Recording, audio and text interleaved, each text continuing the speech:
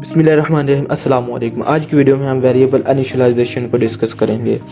Variable की declaration, जिस तरह हमने डिस्कस किया कि एक वेरिएबल का नाम और उसकी डाटा टाइप को जो है आप स्पेसिफाई कर दें, फिक्स कर दें, वो कहलाएगा वेरिएबल की डिक्लेरेशन। अब इसी तरह वेरिएबल की इनिशियलाइजेशन है वो प्रोसेस जिसमें आप डिक्लेरेशन के वक्त ही वेरिएबल को वैल्यू भी असाइन कर दो, वेरिएबल इनिशियलाइजेशन कहलाएगा।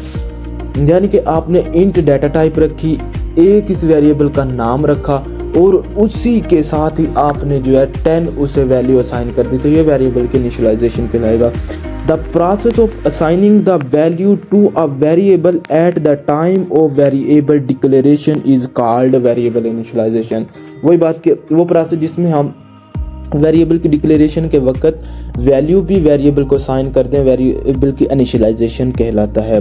इक्वल साइन जो होता है वेरिएबल की इनिशियलाइजेशन के लिए यूज होता है। यानी कि आपने कोई भी डाटा टाइप रखी, वेरिएबल का नाम रखा, फिर इक्वल का साइन डाल के आप जो उसे वैल्यू असाइन कर दोगे, ये वेरिएबल की इनिशियलाइजेशन कहलाएगा। वेरिएबल नेम जो है लाजमी तौर पर वेरिएबल का नाम लेफ्ट साइड पे होना चाहिए और वैल्यू जो है राइट साइड पे होना चाहिए। ये भी एक रूल है, यानी कि वेरिएबल इनिशियलाइजेशन का एक रूल है कि आपका वेरिएबल जो है आपके प्रोग्राम के पेज की लेफ्ट साइड पे होना चाहिए और उसको जो वैल्यू आप असाइन करने जा रहे हो वो जो है लाजमी तौर पर राइट साइड पे होनी चाहिए इक्वल साइन के। यानी कि इक्वल साइन जो आपने डालना है, इक्वल साइन के लेफ्ट साइड पे वेरिएबल का नाम, राइट साइड पे वेरिएबल की value. C++ compiler automatically declare memory for a variable when it is declared.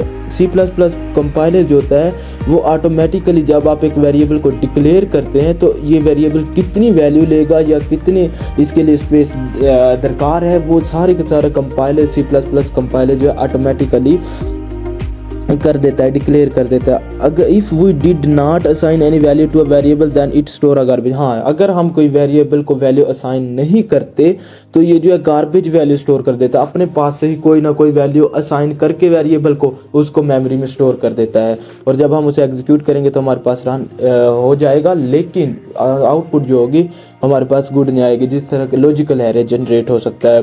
तो आप एग्जीक्यूशन के वक्त रन टाइम पे वैल्यू असाइन कर सकते हैं। आप जो है तभी भी वैल्यू, यानी जब आपने डिक्लेयर किया तभी वैल्यू असाइन कर दें, इनिशियलाइजेशन कहलाएगा। लेकिन वेरिएबल को अगर कोई भी वैल्यू असाइन ना की जाए तो तब जो है कंपाइलर हमारी गार्बेज वैल्यू स्टोर कर देता है।